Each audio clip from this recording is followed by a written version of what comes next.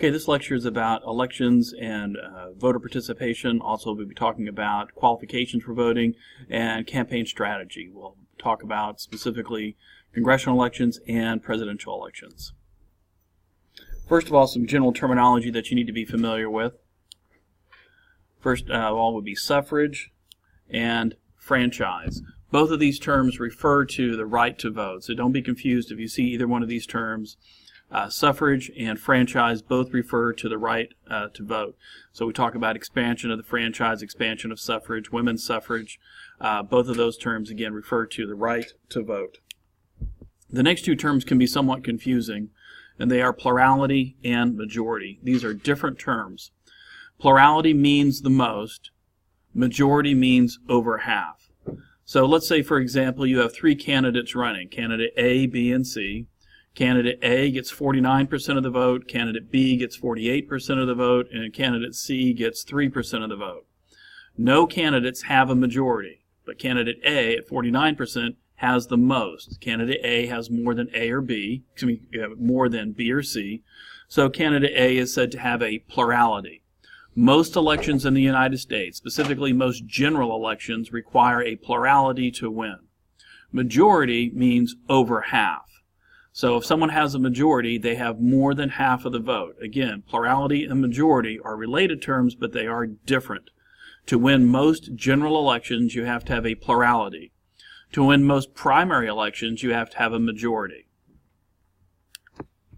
Now let's talk about how we've expanded the right to vote in the United States. If we go back 200 plus years, what you'll probably find is that to vote in the United States, you had to be a white male over the age of 21 who owned a certain amount of taxable property. The first requirement that is eliminated is going to be the property requirement, and this is going to be done state by state, and this happens during the era of Jacksonian democracy. So over a period of time in the early 1800s, the property requirement, or the requirement that you own so much taxable property, is eliminated. The next requirement that is eliminated partially or somewhat or theoretically is going to be race, the requirement that you be white. The 15th Amendment is passed in the aftermath of the American Civil War, and what it does is it prohibits states in discriminating based upon race, color, or previous condition of servitude. Obviously, this amendment is intended to enfranchise newly freed African Americans in the American South. However, through various mechanisms, southern states are able to thwart the intent of the 15th Amendment, and it really isn't until the Voting Rights Act of 1965 that African Americans are fully enfranchised, or for that matter, Hispanic Americans in the American Southwest. So when we look at race as a requirement to vote, or discrimination based upon race, it's kind of a two-step process, two things that you have to keep in mind. Constitutional Amendment in 1870, 15th Amendment, and that's more like a promise that we're not going to discriminate based upon race. But the fulfillment of the promise will not happen until almost 100 years later with passage by Congress of the Voting Rights Act of 1965. Sex as a basis of discrimination in voting is removed as a consequence of the 19th Amendment. It should be noted that women were voting prior to the 19th Amendment. This was because it's states who decide who gets to vote. Okay, there is no national standard as to who gets to vote in the United States. That is a decision that is left to the states. The Constitution is virtually silent on who gets to vote. It's only until we get to amendments to the Constitution later on that we begin to address the issue of who's qualified to be a voter. And even then, what we simply say is that you cannot discriminate based upon certain criteria. For example, the 15th Amendment, race, and now the 19th Amendment, sex. And again, women were voting prior to the 19th Amendment, but with passage of the 19th Amendment in 1920, sex as a basis of discrimination in voting is prohibited. Age, if you are over the age of 18 as a basis of discrimination, is eliminated by virtue of the 26th Amendment. The 26th Amendment does not set the voting age at 18. Rather, what it says is that states cannot discriminate based upon age if someone is over the age of 18. A state could theoretically allow individuals younger than 18 to vote if they should so choose for any and all elections. Again, who gets to vote? The qualifications of the electorate is a decision that is left to the states. With the passage of the 26th Amendment, states, however, are no longer to discriminate based upon age if someone is over the age of 18. It should also be noted that people that are aged 18 or 19 and so forth were voting prior to the 26th Amendment. While this isn't directly an expansion of the franchise, we do allow more people to participate in the political process by some other amendments. The 17th Amendment to the U.S. Constitution provides for the direct election of United States senators. Prior to the 17th Amendment passed in 1913, U.S. senators were selected by state legislatures.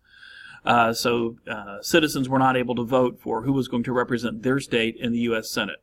This has changed again with the passage of the 17th Amendment in 1913. This happens during the Progressive period in U.S. history. The District of Columbia, the nation's capital, does not have representation in Congress. Remember, representation in Congress is based upon the population of your state for the House of Representatives, and all states are treated equally in the U.S. Senate, each state receiving 2. Since the District of Columbia, the national capital, is not a state, it is not represented in Congress. And since it's not represented in Congress, this has the double whammy of not getting any electoral votes. The Constitution provides that states receive electoral votes in the Electoral College based upon senators plus representatives. Since D.C. has no senators or representatives, it effectively is left out of the selection of president, as well as not being able to vote for representation in Congress. This is somewhat rectified with the passage of the 23rd Amendment. With the passage of the 23rd Amendment in 1961, residents of the District of Columbia are allowed to elect presidential electors. The number of electors they receive is equal to the smallest state. Currently, the smallest state receives 3 electors. If the population were redistributed and the smallest state were getting 4, then D.C. would get 4. So whatever the smallest state is, or the least number of electors that a state gets, D.C. will get the same number. Poll tax is eliminated by the 24th Amendment. The poll tax was an amendment that was, or poll taxes were taxes that somebody had to pay before they would be allowed to vote.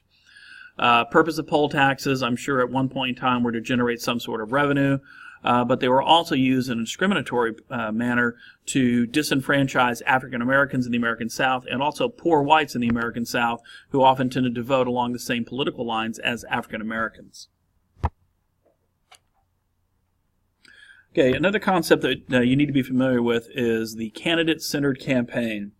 The United States is relatively unique in the democratic world in that parties don't play a large part in elections, and the elections tend to be centered on the candidates themselves. So in the United States, we say that elections are candidate-centered rather than party-centered. Parties, therefore, are secondary. Okay, the reason why this occurs is in part, well, primarily because of the direct primary. If we go back in history, or we can look at other democratic systems, the party organization or the party in government had a large say as to who was going to be nominated to represent a party during the general election.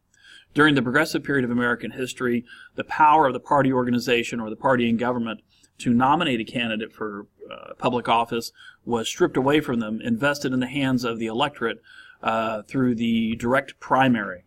So the direct primary allows the party and the electorate to select someone to represent their party.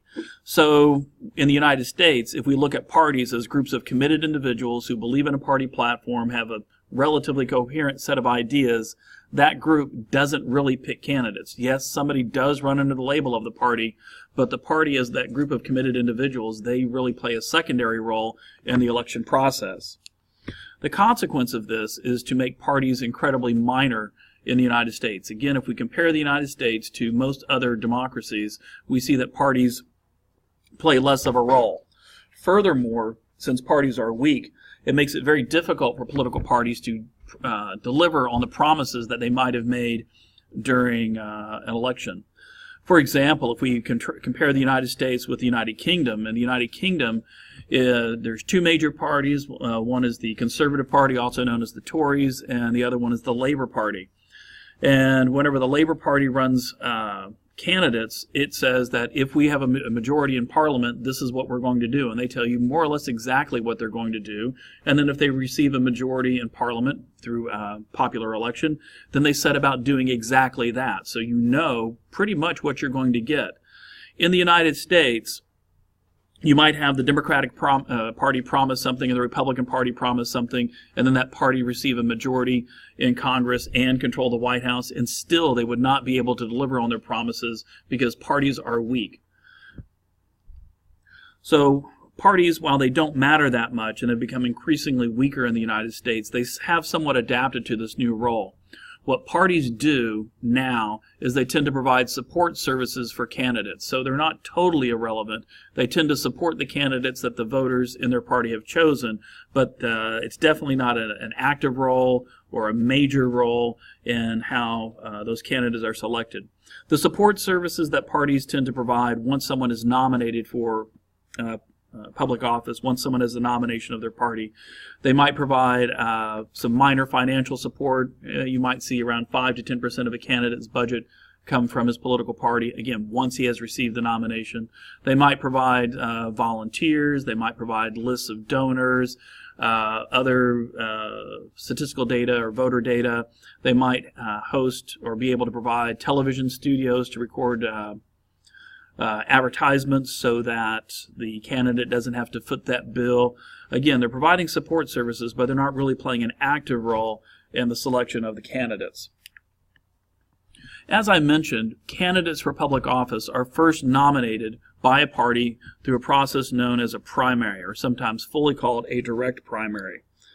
These primary elections enable the party and the electorate, that is to say, the members of the electorate, the voters who happen to be a member of a political party, to play a direct role in the selection of their candidates. This is different than what you might find in most other democratic societies. To win a primary, typically what a candidate has to have is a majority. So if you have 5 candidates, it's unlikely that any candidate would have a majority during a primary, and this might give rise to a runoff primary. Again, let's review those terms, plurality and majority. Plurality means the most, even if it's not over half. Majority means the most, or it means over half. They have over half of the votes. To win the primary election, you have to have a majority, and you might have 4, 5, 6 candidates running in a primary, making it very unlikely that someone would receive a majority, and this can give rise to a runoff primary, which the top 2 candidates face off against each other. There are different types of primaries that we should mention. One is called an open primary, and one is called a closed primary. We'll also get to another one called a blanket primary. In an open primary, well, actually, let's start with a closed primary. In a closed primary, you have to be a registered member of that political party. So whenever you register to vote, you declare that you are a Democrat or a Republican or a member of a third party if your state recognizes third parties, and that locks you into that party's primary until such time as you might change your party affiliation, change your voter registration. And then there's what's known as an open primary. You still have to register to vote, but you don't really make the decision as to which primary you'll participate in until Election Day. There's also something else called a blanket primary. And in a blanket primary, what happens is you take all the candidates who want to have the office, Democrat, Republican, Independent, third parties, you place them on one ballot. Everybody in the electorate has access to that ballot. And if someone gets a majority on that ballot, they win. They win the office. If nobody gets a majority, then the top 2 face off against each other, which could actually, these 2 people could actually be members of the same party. This type of blanket primary, also known as a Cajun primary or jungle primary, was found to be unconstitutional because it denied parties the ability to control their message and control their candidates. There are a couple workarounds that are available that have the same basic effect. Without getting into the legality of it, the mechanisms remain largely the same, but they play a few technical legal games, one of which is the top 2 primary system.